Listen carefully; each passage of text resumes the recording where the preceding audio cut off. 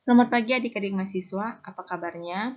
Kakak berharap adik-adik mahasiswa masih dalam keadaan sehat dan masih tetap semangat untuk melanjutkan perkuliahan kita pada pagi hari ini. Pada pagi hari ini kita kembali bertemu di perkuliahan daring pada mata kuliah Sistem Informasi Manajemen, dan di mata kuliah ini kita sudah masuk topik yang ke-6, dan di topik ini nantinya kita akan membahas tentang fungsi-fungsi organisasi. Dalam topik yang ke-6 ini ada beberapa subtopik yang akan kita bahas. Yang pertama adalah gaya manajemen, yang kedua pemrosesan informasi pada manusia dan pola-pola pikir, dan yang ketiga pengembangan sistem informasi.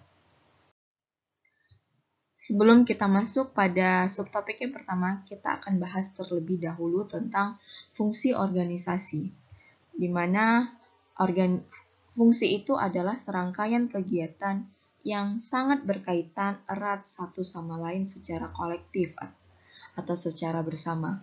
Jadi fungsi organisasi adalah kegiatan yang ada di dalam satu organisasi yang saling berkaitan. Ada fungsi-fungsi utama dalam perusahaan manufaktur terhadap fungsi organisasi. Yang pertama adalah personalia.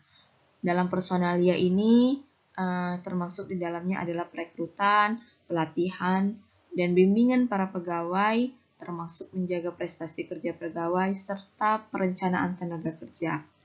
Yang kedua adalah produksi, termasuk seluruh kegiatan yang berkaitan langsung dengan pembuatan suatu produk.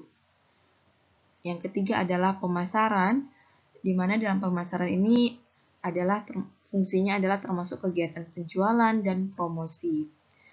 Yang keempat adalah rekayasa, yang mencakup perancangan produk, pengembangan spesifikasi yang harus dimiliki selama proses pembuatan sistem produksi.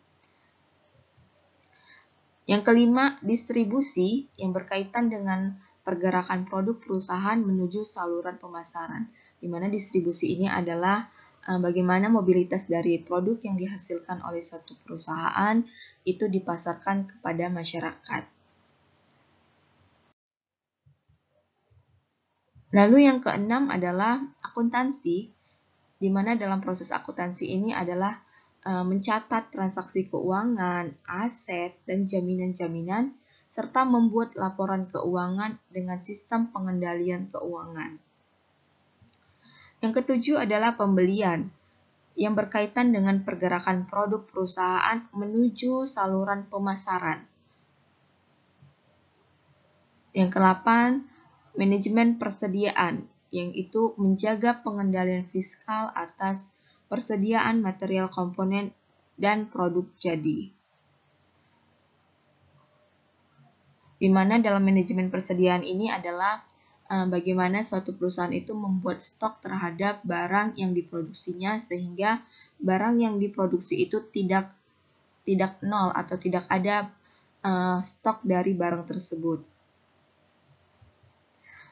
Yang ke-9 adalah manajemen informasi, termasuk di dalamnya adalah pengembangan, pengorganisasian, menjaga sistem informasi yang berbasis komputer yang berkaitan dengan pengolahan data.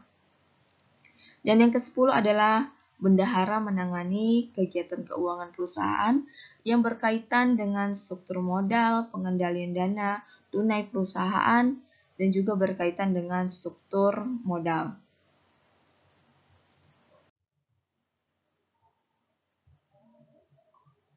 Lalu yang pertama adalah yang akan kita bahas tentang gaya manajemen. Gaya manajemen termasuk juga aspek pribadi dan kegiatan manajemen berpengaruh dalam proses manajemen.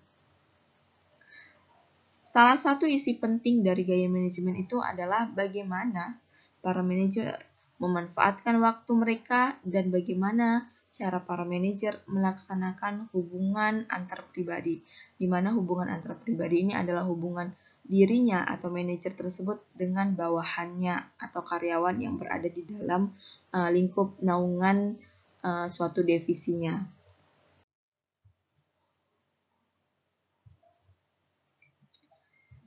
Lalu sifat-sifat manajer dan bagaimana dampaknya terhadap sistem informasi.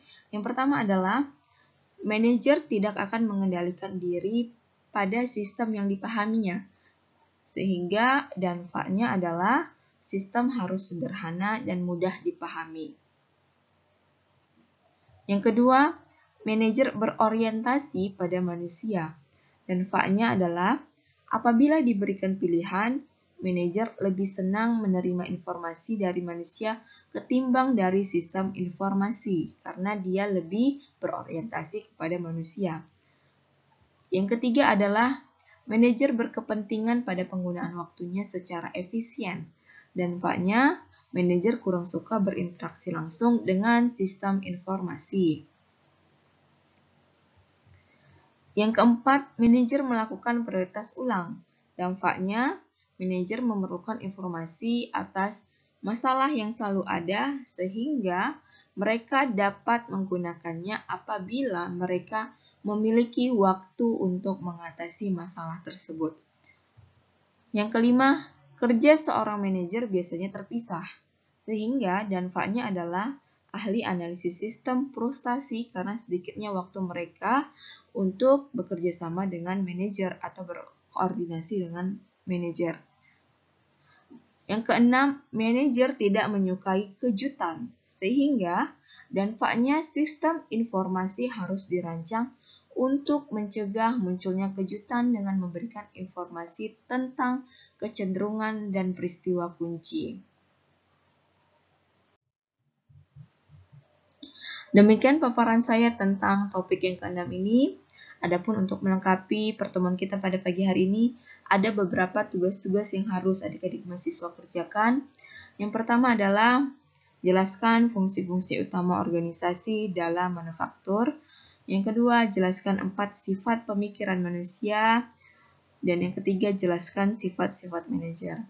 Seperti biasa, ketiga tugas ini adik-adik mahasiswa harus kerjakan di buku tugas kalian, lalu kalian bisa fotokan atau kalian bisa scan dan bisa buat formatnya dalam bentuk PDF, lalu kalian kirimkan ke GC agar nantinya dapat saya nilai dan nanti nilainya itu dapat saya kembalikan kepada kalian.